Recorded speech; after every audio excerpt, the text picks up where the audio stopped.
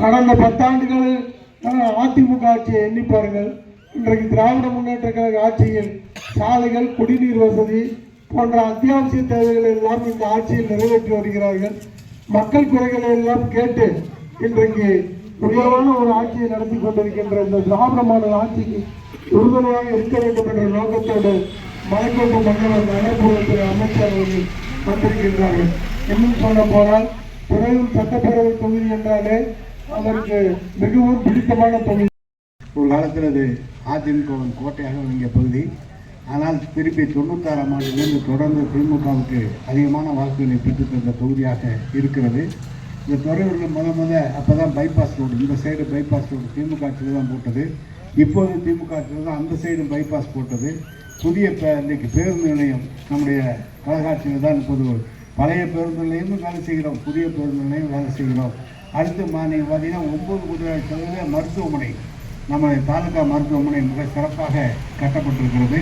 இன்னும் சொல்ல போனால் இந்த பகுதியில் இருக்கிற அந்த ஏரி பேர் நம்ம பஸ் ஸ்டாண்ட் எடுத்த மாதிரி இருக்கிற ஏரியை சின்ன ஏரியை சரி செய்வதற்காக 10 கோடி ரூபாய் அதுக்காகலாம் ஒதுக்கப்பட்டிருக்கிறது. இங்கே நமது உப்பிலிபுரம் பகுதியில் தேவையான மருத்துவ வசதி எல்லாம் வேண்டும் என்று கேட்டார்கள், அதற்கு ஏற்பாடு செய்யப்பட்டிருக்கிறது. துறையூர் தொகுதியை காட்டிலும் உப்பிலிபுரம் பகுதியில் அந்த பணியெல்லாம் செய்வதற்கு எல்லா ஏற்பாடும், எல்லா விவசாயிகளும் நீங்கள் நேரடி நெல் கொள்முதல் கேட்டபோதெல்லாம் எல்லா இடங்களுக்கும் நேரடி நெல் கொள்முதல் உடனடியாக ஆட்சி கொஞ்சம் வழி விடுங்க, அந்த வண்டி போட்டு வழி விடுங்க. எல்லாம் நேரடி நெல் கொள்முதலையும் விவசாயிகளுக்கு நல்ல விலை கிடைக்கிற வகையிலே தொடர்ந்து செய்யப்பட்டிருக்கிறது. இங்கே அடிப்படை தேவைகள் என்னென்ன மக்களுக்கு தேவையோ அடிப்படை தேவைகளை ஒன்றியத்தின் மூலமாகவும் நகரத்தின் மூலமாகவும் மிக எல்லா பகுதிகளும் செய்யப்பட்டிருக்கு. அதை விட துறையூர்லேருந்து ஆத்தூர் ரோடு இப்போது புதிய ரோடாக போடுவதற்குரிய எல்லா ஏற்பாடுகளும் செய்யப்பட்டிருக்கிறது. அகலப்படுத்தி புதிய ரோடாக போடுவதற்கெல்லாம் ஏற்பாடு செய்யப்பட்டிருக்கிறது. உங்களுக்கெல்லாம் துறையூரிலிருந்து பெரம்பலூர் போகிற சாலையெல்லாம் நீங்கள் பார்த்திருப்பீர்கள், சிறப்பாக ஏற்பாடு செய்யப்பட்டிருக்கிறது.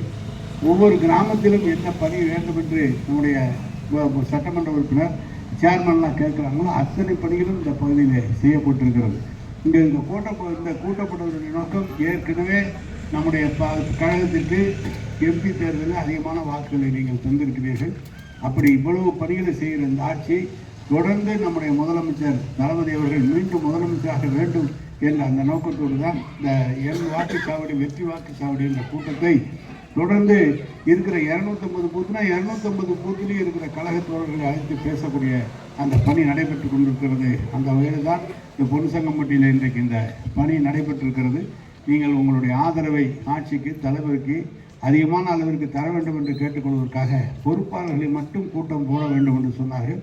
பொறுப்பாளர்களின் கூட்டம் ஏற்கனவே வாங்கிய வாக்குகளை விட அதிகமான ஒரு 100 வாக்குகளை, சிறிய கிராமம் என்றால் 100 வாக்குகள், பெரிய கிராமம் என்றால் ஒரு 200 வாக்குகளை அதிகமாக கழகத்திற்கு பெற்றுத்தர வேண்டும். இந்த சாதனைகள்லாம் செய்திருக்கிறோம். மேலும் சாதனைகளை செய்ய ஒரு வாய்ப்பாக எங்களுக்கு தர வேண்டும் என்று கேட்டுக்கொள்வதற்காக தான் மகளிரணி பொறுப்பாளர் எல்லாத்தையும் வர சொல்லியிருக்கிறோம். உங்களுக்கு தெரியும், நேற்று தினம் நம்முடைய முதலமைச்சர் 16,90,000 பேருக்கு மகளிர் உரிமை தொகை கூடுதலாக தந்திருக்கிறார்கள். ஏற்கனவே 1,16,00,000 பேருக்கு தந்திருக்கிறோம். இப்போது 17 லட்சம் பேருக்கு 1,33 லட்சம் பேருக்கு 1000 ரூபாய் பணம் நம்முடைய முதலமைச்சர் நேற்று 17,000 பேருக்கு தந்திருக்கிறார்கள். தந்ததோடு மட்டுமல்ல, ஏற்கனவே 1000 ரூபாய் தந்ததை இன்னும் கூடுதலாக்கி தருவோம் என்று அதையும் சொல்லியிருக்கிறார்கள். நீங்கள் பார்த்தீங்கன்னா 2,26,00,000 குடும்ப அட்டைகள் இருக்கிறது தமிழ்நாட்டில். கிட்டத்தட்ட 1,33,00,000 நம்முடைய மகளிர் உரிமை தொகைக்கு 1000 ரூபாய் கிடைக்கிறது. 42 லட்சம் பேருக்கு கார்டுகளுக்கு முதியோர் உதவி தொகை கிடைக்கிறது.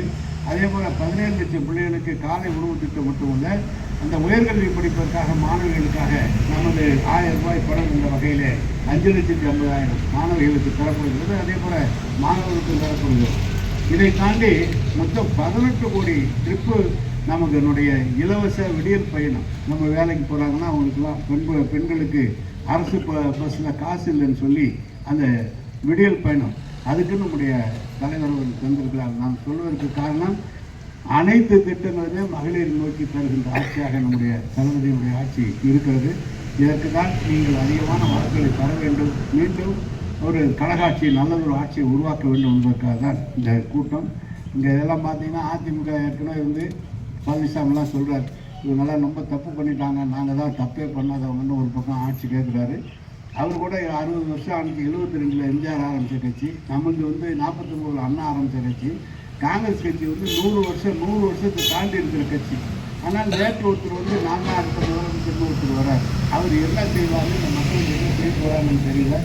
ஆனால் எல்லா பத்திரிகைக்காரர்களும் ஊடகக்காரர்களும் அவரை ஏதோ பெரிய ஆள் மாதிரி கொண்டு செஞ்சுட்டு இருக்கிறாங்க.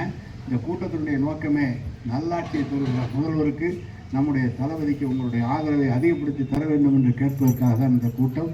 எனவே வீரபத்திரன் மற்றும் ஒன்றிய செயலாளர்கள், சட்டமன்ற உறுப்பினர்கள் எடுத்துக்கொள்கிற முயற்சி என்பது இந்த ஆட்சிக்கு மிகப்பெரிய அளவில் துறையூரிலே என்றைக்கும் கழகம் பக்கம் நிற்கிற மக்கள் என்ற வகையிலே எல்லாரும் உருவாக்கி தர வேண்டும் என்று உங்களை எல்லாம் அன்போடு கேட்டு விடைபெறுகிறோம். நன்றி, வணக்கம்.